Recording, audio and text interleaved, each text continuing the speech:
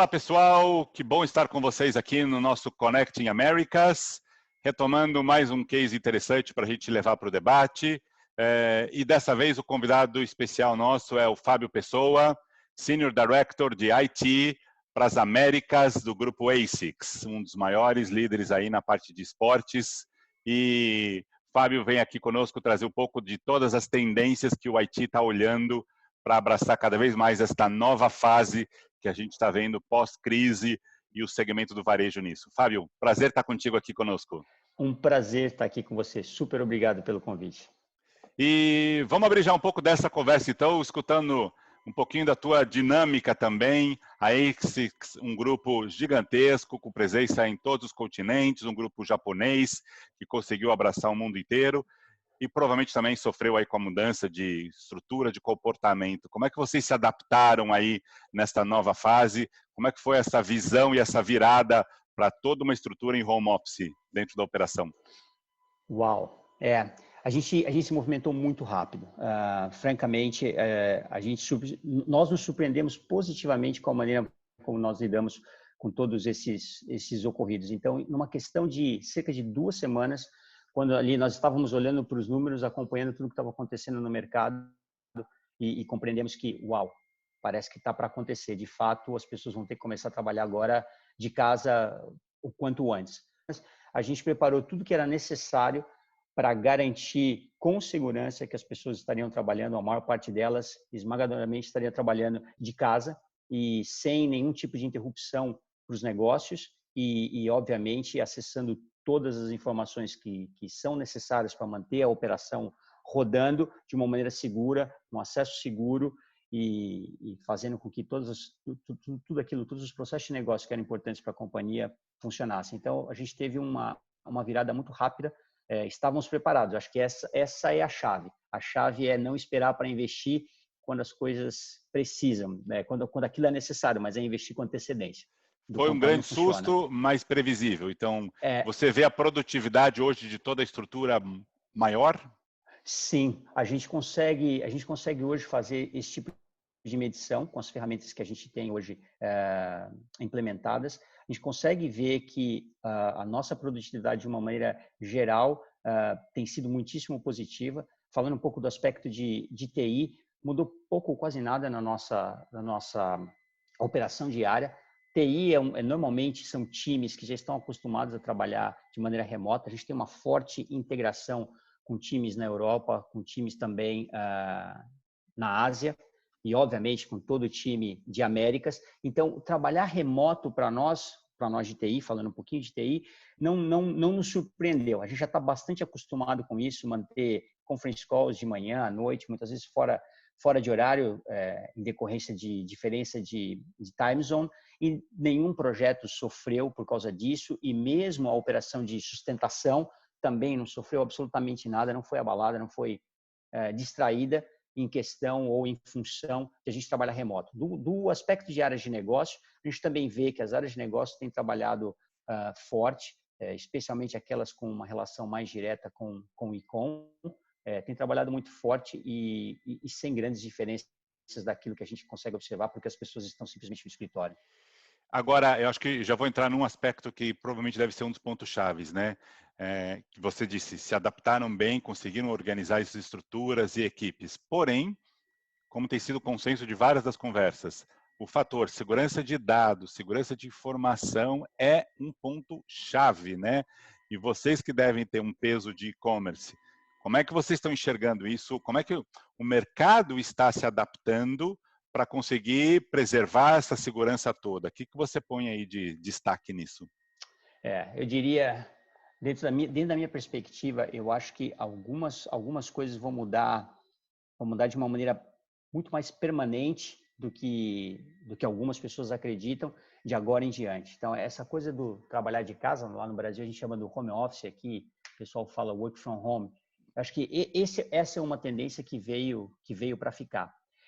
Essa tendência associada à questão de crescimento, de uma maneira geral, não estou falando de uma empresa ou duas, de uma maneira geral, as empresas estão vendendo muito mais por canais digitais, e certamente eu vejo esse movimento aqui de maneira fortíssima também conosco. E então você associando o work from home mais a questão de um aumento significativo nas vendas por meios digitais, naturalmente para as equipes de TI leva ainda mais responsabilidade e mais foco em questões relacionadas a acesso, segurança, em questões com relação a data privacy, né? Então a privacidade de dados, que é um tema que já tem sido discutido há pelo menos 2 anos, mais do que isso, mas pelo menos 2 anos de uma maneira muito mais forte. Começou lá com o movimento na Europa, com o GDPR, o General Data Protection Regulation. E aí a gente aqui na Califórnia tem o CCPA, que é o California Consumer Privacy Act, que é o similar, é o equivalente ao GDPR. E a gente também tem um equivalente no Brasil, que é o A versão brasileira. Exatamente, PD, que é a Lei Geral de Proteção de Dados. E todos esses, ou esse conjunto de ferramentas, esse framework, convergem exatamente para os 2 outros assuntos que eu acabei de comentar, que é o trabalhar de casa e você ter um impulso, um alavancamento de vendas por meios digitais. Então, cada vez mais, data privacy certamente vai fazer parte das discussões das companhias e também dos investimentos das áreas de TI e, obviamente, das áreas de negócio. Então, essa é uma outra tendência que eu vejo muito fortíssima e que vai ser muito alavancada agora nesse momento que nós estamos. Agora, o mercado já tem uma maturidade boa para absorver essa mudança que aconteceu? Ou você acha que as empresas vão ter que se adaptar rapidamente, vão precisar botar muito foco nesses próximos meses? O que eu vejo se eu, por exemplo, comparo companhias na Europa que já estão operando na Europa e que já têm e-com estabelecido lá e certamente tiveram que também se adaptar ao GDPR, essas empresas estão certamente à frente em termos de segurança. A adaptação delas para esse momento que elas estão vivendo com alto volume de e-com é natural, eu diria. Não estou falando de infraestrutura de TI, nada disso, número de transações, estou falando no sentido mais relacionado à data privacy. Se você pega indústrias aqui, as empresas aqui, setores dos Estados Unidos, onde também estão com o e-com bastante alavancado, certamente essas empresas estão mais preparadas, porque de alguma maneira elas estão tentando também se adaptar, fazer correr atrás, né, fazer o catch-up delas no aspecto de data privacy. Por que eu estou contando Europa, Estados Unidos? Porque eu quero ir um pouquinho agora para a América Latina. O que eu vejo é empresas na América Latina e também empresas no Brasil que de alguma maneira não se preocuparam com esse tema ou estão aguardando aparecer o framework do Brasil lá, o LGPD, para começar a investir tempo nisso, essas empresas que agora certamente estão enfrentando uma curva ascendente de volume, elas têm que ficar atentas, porque eventualmente elas vão atender o aumento de volume, mas podem também estar aumentando a curva de risco delas. O risco então, é imediato, o risco vai né? aumentar. Exatamente. Então, Sim. é por isso que eu tracei um pouco esse paralelo Europa, Estados Unidos, Latinoamérica, porque se as empresas aqui ainda, ou lá, estão esperando ainda para poder dar mais foco em segurança, certamente com o aumento do volume, elas estão correndo mais riscos. Deixa eu entrar um pouquinho, assim, está claríssimo, né? Então, fator segurança de dados, controle de informação, pegando justamente toda essa movimentação de novos clientes e um crescimento massivo em cima do e-commerce é ponto pacífico, né? Como é que você vê outras áreas agora, olhando para a tecnologia, nesta relação de produtos de consumo, como vocês lidam também, em termos de comunicação, lançamentos, imagem, isso deve também mexer um pouco também com essa dinâmica? Certamente, certamente. Eu vejo que não somente na nossa indústria, outras indústrias vão mudar de maneira significativa, maneira como eles lançam produtos, maneira como as pessoas testam, experimentam produtos, certamente isso vai ser modificado. Óbvio que não dá para modificar em todas as indústrias, 100% delas, mas é igualmente certo que muitos segmentos vão ter que mudar a maneira como isso acontece. Deixa eu dar alguns exemplos. Vamos pegar, por exemplo, no nosso segmento, Sports Goods. É muito natural quando você vai fazer, por exemplo, um lançamento de uma nova season, você ter os seus samples, né, os seus produtos para que aqueles potenciais compradores possam vê-lo. À medida em que você tem questões relacionadas ao distanciamento social imposto pelo governo, muitas vezes, você não pode ter essa aglomeração, mas você também não pode parar o seu ciclo de Tem que operação. ter, né? Então, exatamente. Então, como fazer isso? Então, uma das ideias que nós e outros players de mercado temos procurado fazer é tentar ao máximo aplicar, convergir para tecnologias onde você possa experimentar o produto de uma maneira mais virtual.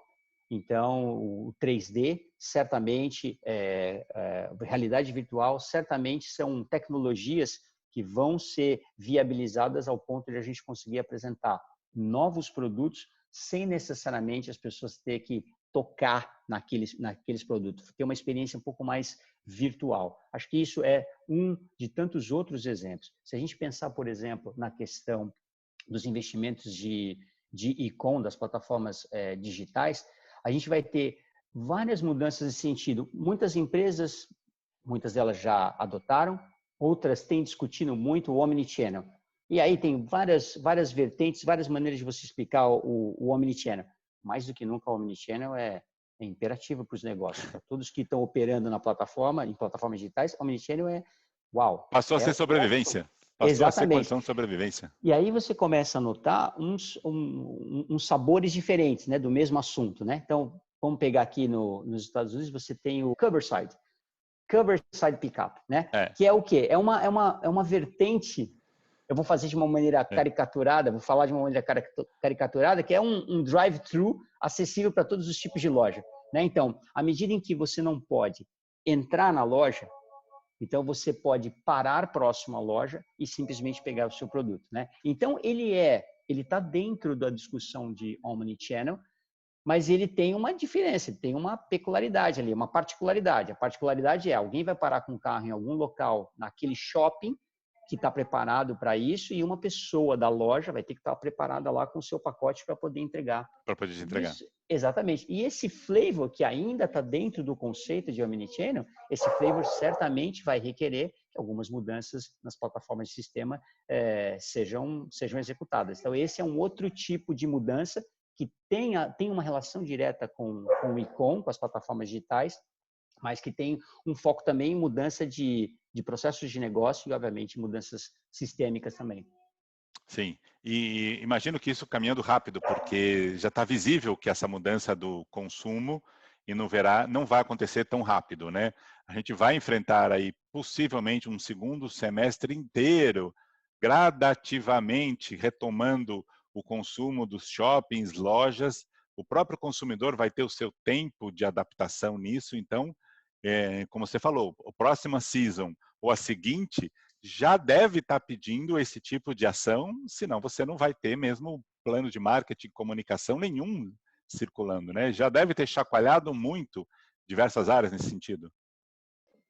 Sim, certamente. A gente tem pouco tempo, as empresas têm pouco tempo para se reestabelecer ou repensar essa parte do processo de negócio. Como é que vai ser, como a gente vai apresentar produto, como a gente vai lançar produto, para que seja algo divertido, algo fun, que tenha o resultado esperado, que a gente consiga atingir o público que a gente espera, mas também se posicionando e se mostrando adaptado à nova realidade. Então, a gente precisa trabalhar nisso, nós, companhias, de uma maneira geral, e não somente, de novo, num ou dois segmentos. Imagina, por exemplo, segmento de entretenimento, como não vai mudar radicalmente. Cinema, consumo de vídeo por stream, tudo isso está mudando. E certamente essas indústrias também vão ter que se adaptar de uma maneira muito rápida, muito rápida. São, de novo, né? São os exemplos positivos que você puxa quando você entra numa crise tão pesada como essa, né? Talvez tecnologias que a gente vocês só iriam começar mesmo a botar mais peso em 3, 4, 5 anos, já. Você se vê obrigado a usá-la agora, exatamente. Tem que pôr ela funcionando e ela, obviamente, vai ter os seus pontos de melhorias, mas ela vai evoluir muito rapidamente no próprio senso de utilização que ela vai gerar, né? Certamente. Mais do que nunca, metodologias de aplicação agile, por exemplo, são super bem-vindas, onde você não precisa ter um produto acabado, mas você precisa ter um produto viável funcionando. Mais do que nunca, equipes de produto, equipes de tecnologia têm cada vez mais estar orientadas a trabalhar Nesse sentido. Eu não preciso ter o ótimo, eu preciso ter melhoras gradativas, constantes, permanentes. Perfeito, perfeito. Excelente exemplo, porque, de novo, é o que muita gente tinha, às vezes, receio de colocar no dia a dia e agora não tem outro caminho. Ou não vai tem por outro esse... caminho. Exatamente. Ou vai por esse, ou então você perde o seu timing. Você não vai estar lá. Outros estarão e você não estará. Né? Aquela coisa de, antes das empresas, certamente você passou por isso, teve passagens por grandes empresas e vai se lembrar de alguns exemplos. Não, a gente precisa ter a nossa reunião anual, a nossa reunião quadrimestral, a nossa reunião semestral, todo mundo junto, todo mundo para poder ter a energia. Cara, não vai ter. Nesse período, as empresas que programaram as reuniões anuais, bimestrais, quadrimestrais, nesse período que nós estamos, não acontecerá. Então, elas naturalmente vão ter que adotar reuniões com as suas equipes remotas, cara. É assim, simples assim. E eu acho que vou pegar esse último gancho, então, também, porque nós estamos com o tempo já em cima, mas eu peguei esse exemplo já de diversas corporações, talvez você já esteja vivendo isso. Esta crise e este modelo de ter levado todos para um home office também quebrou muitos silos, quebrou nichos dentro de empresa, aproximou todos os níveis hierárquicos. Você coloca numa sala de reunião, eventualmente, o presidente com a diretoria e com o gerente, porque ele quer a decisão imediata. Então, você não tem, às vezes, 2, 3, 4, 5 fases. Às vezes, a conversa, a decisão acontece em 2 videocalls, né? Simplificando. É verdade. Sim, eu consigo ver isso ao meu redor acontecendo de maneira muito rápida. Uma mudança no comportamento, na forma como você se relaciona com os seus pares, com o seu time, com os seus superiores, uma dinâmica mais elevada, um timing para se tomar a decisão, na tentativa, na busca por conseguir quebrar muitas vezes os silos, como você comentou, mas mais do que isso, não somente, mas mais do que isso, tentando entregar algo de maneira mais imediata, não perfeito, mas mais imediato, para poder suprir uma necessidade e não esquecendo, não deixando de levar em conta o longo prazo. Então, eu vejo que as interações têm sido mais intensas nesse período em que a gente... mais intensas. Benefício para todos os lados, eu não tenho a menor dúvida disso também. Eu também Ganha-se mais agilidade, ganha-se muito mais agilidade. Definitivamente. O que eu acho é assim, como uma conclusão, o que a gente está discutindo basicamente são mudanças de hábito nas pessoas, né? No âmbito das pessoas, a gente está discutindo mudanças de hábito. Mudanças de hábitos vão nos levar a ter mudanças no nosso consumo. Então, você vai ver que mais pessoas vão querer dar atenção para yoga, outras mais atenção para corrida, outros mais importância para beber um pouco mais, outras para comer um pouco menos. Mudanças nos hábitos, que vão nos levar a mudanças de consumo. As mudanças de consumo, a gente começa a falar das empresas. Se elas não estiverem prontas para se adaptar a esses novos consumidores, certamente nós sairemos renovados dessa mudança, dessa crise toda. O nosso consumo vai mudar, as empresas têm que estar prontas para vender para nós. É isso mesmo. Fábio, nós estamos com o tempo em cima, super obrigado, foi um prazer conversar contigo e puxar um pouco desses insights também. Entramos num aspecto importantíssimo que alguns clientes já se tocaram e começaram a olhar com atenção, que é a parte de proteção de dados. Outros talvez não tiveram nem tempo, porque a correria do e-commerce engoliu eles, mas acho que fica este alerta. Fiquem em cima, coloquem parte do teu time de IT olhando para isso. Senão vocês podem ter uma amarga surpresa ali na frente e não vai ter tempo de voltar para trás. Uma vez que você perdeu, uma vez que aquele dado fugiu, ele não volta mais. Não, custo é alto. Muito bom, obrigado mais uma vez, foi um prazer falar contigo. Muitíssimo obrigado pelo daí convite. Da Califórnia, aqui para Miami e lá para o Brasil ou para outros pontos que a gente estiver falando também. Mais um contato ótimo do Connecting Americas com vocês. Não deixem de entrar no nosso canal, de darem o seu clique, conseguir compartilhar e seguir. A gente vai trazer outras ideias importantes. Fábio, um grande abraço, um prazer estar contigo de novo. Um abraço, um prazer estar contigo. Obrigado pela oportunidade.